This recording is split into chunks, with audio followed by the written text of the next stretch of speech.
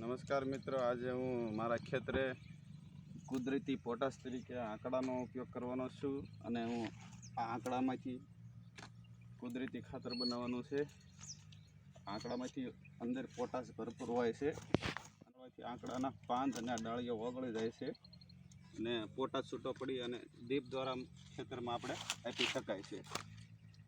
આ મિત્રો, પોટાશ સડાવવાથી આપણે આંકડાનું ખાતર સડાવવાથી કપાસમાં ફૂગ પણ નથી આવતી અને ફૂગ હોય તો સાવ ઓછી થઈ જાય છે.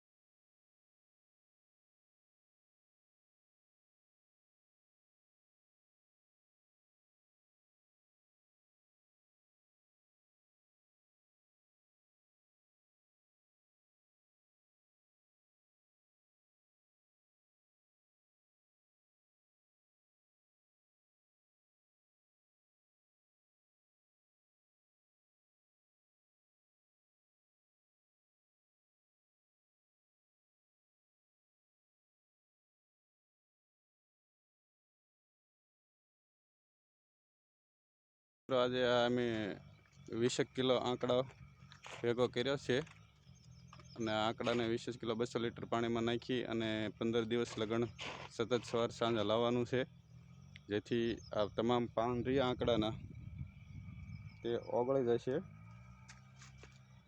અને ઓગળી અને એકદમ પાણી ભેગું મિક્સર થઈ જશે. પછી ડ્રીપ માટે અમારે આ ખાતર તરીકે સડાવવાનું છે. નમસ્કાર ખેડૂત મિત્રો, આજે આ 200 લીટરનું ટીપણું લાવ્યો છું. તેમાં આટલું પાણી અધૂરું પોણું પાણી ભર્યું છે અને આ 20 કિલો જેવો આંકડો હું લાવ્યો છું. તો આને આંકડાને હું પાણીની અંદર નાખી દઈશ અને 15 દિવસ લગન સવાર સાંજ ઘડિયાળના કાંટા ઘોડે હલાવીશું, જેથી આંકડાનો અંદર આ આંકડો અને પાણી બે મિક્સ થઈ જાય. આંકડો રહ્યો ને આ એકે પાન આમાં રહેવો નથી. આ 15 દિવસમાં બધું ઓગળી અને ખાતર બની જાય છે અને આ ખાતર પોટાશની અવેજીમાં આપી શકાય છે. જે આપણે કપાસના પાકમાં પોટાશના ખાતરો આપીએ છીએ તો અત્યારે ખૂબ જ મોંઘા થઈ ગયા છે.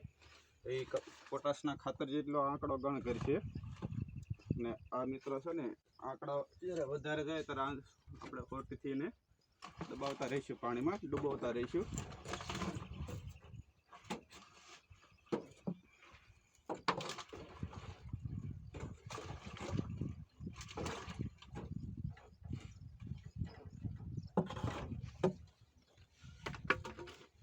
તમામ આંકડો અંદર વળીને પાણીથી ભરી દેવાનું છે ટીપણું. પછી ઉપર આવું પ્લાસ્ટિકનું આવરણ હોય તેને ઢાંકી દેવાનું છે, જેથી માખીઓ અંદર ન આવે.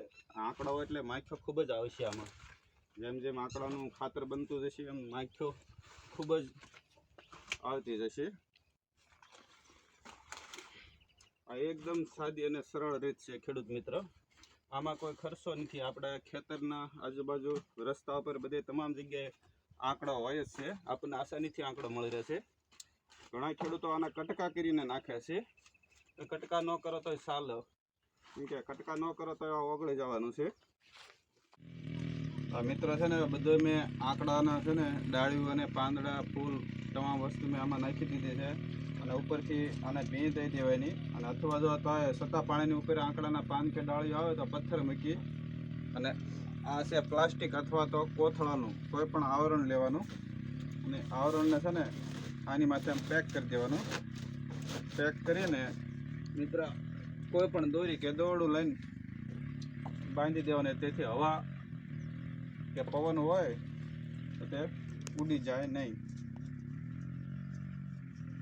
આ થોડીક મહેનત પડે પણ મિત્રો આનું રિઝલ્ટ બહુ એકદમ સરસ છે. નું રિઝલ્ટ આપણે ન જોયું હોય ને એવાના પરિણામ ઉદ્ભુત છે. અને અત્યારે મારા કપાસમાં છે ને ખૂબ ફૂગ આવેલી છે, તેથી હું તમને આજે મારા કપાસમાં ફૂગ તમને અત્યારે અઠવાડિયાથી સતત વરસાદ પડવાથી ફૂગ લાગી ગઈ છે, કાળી ફૂગ હોય છે, જે આંકડાનું આ દ્રાવણ ડ્રીપમાં ચડાવશું તો એનું અદ્ભુત પરિણામ આવશે.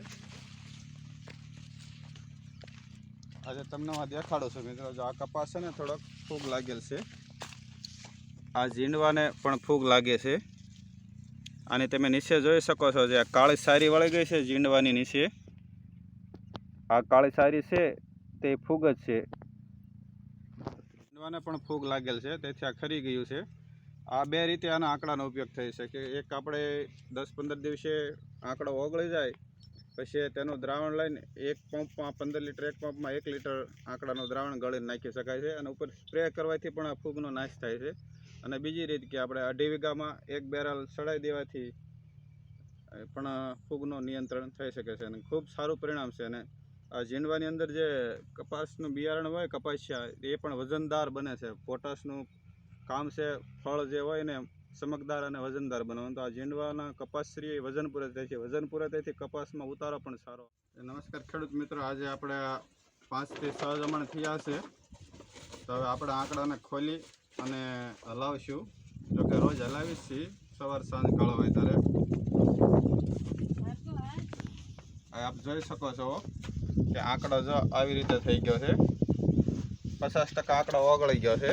જ્યારે પહેલાં આપણે પાણીમાં નાખ્યો ત્યારે એકદમ પાંદડા દેખાતા હતા, અત્યારે આપ જોઈ શકો છો 50% ઉપર આંકડો ઓગળી ગયો છે. હવે જે અહીંયા 7 થી 8 દિવસ જશે એટલે આંકડો એકદમ પ્રવાહી સ્વરૂપમાં થઈ જાય છે. ખાલી આંકડાની ડાળીઓના દાંડલા તો વધશે.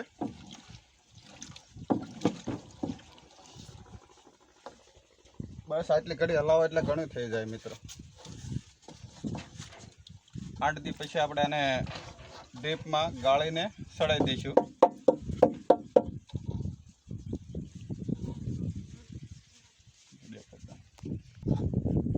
આપ જોઈ શકો છો પ્રવાહી સ્વરૂપમાં આંકડો થવા માંડ્યો છે. 50% જેવો તો થઈ ગયો છે.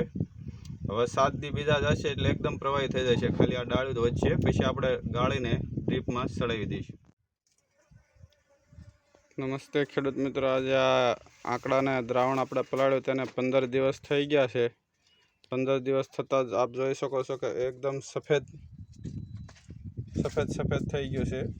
તેથી આંકડાનું આપણું આ દ્રાવણ તૈયાર થઈ ગયું છે. હવે આને આપણે ડ્રીપ વાટે ગાળી અને સડાવી દઈશું ડ્રીપમાં પાણી સાથે. આપણા દ્રાવણ આંકડાનું તૈયાર થઈ ગયું છે. તેથી હવે આપણે આજે હલાવીશું નહીં આંકડાના દ્રાવણને, જેથી કચરું ઓછું આવે. એકદમ દ્રાવણ તૈયાર થઈ ગયું છે. તેને આછા કપડા વડે ગાળી લઈશું. આમાં ગાળી અને આ સીધું આપણે ડ્રીપની વેન્ચરી વાટે આમાં ચડાવી દઈશું.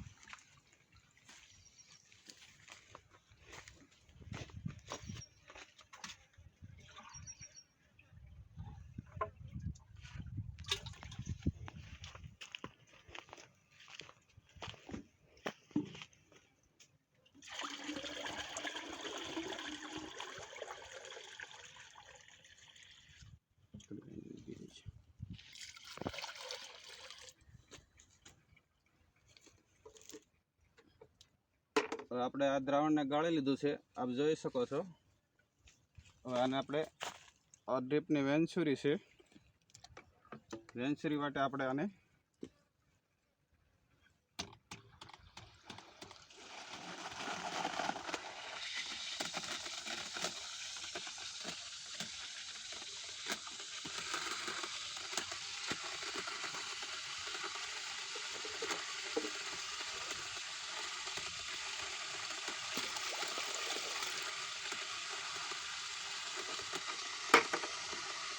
આ રીતે આ વેન્ચરી આપણે આમાં જઈશું તેથી એકદમ આછું છે. જેથી આપણે દ્રાવણ ચડાવવાનું હોય તેથી આપણે આ દ્રાવણને હલાવશું નહીં. જેથી આ દ્રાવણને હલાવી નહીં તેથી કચરું ઉપર ન આવે. જેથી આપણે આ દ્રાવણ સીધું ડ્રીપ વાટે આપી શકાય છે. નમસ્તે ખેડૂત મિત્રો, જો આવા નવા અમારા ખેતીલક્ષી વિડીયો આપ જોવા હોય તો અમારી ચેનલને લાઇક કરી, શેર કરજો અને સબસ્ક્રાઈબ કરજો, જેથી તમને આવા નવા ખેતી વિષયક વિડીયો જોવા મળે. આભાર.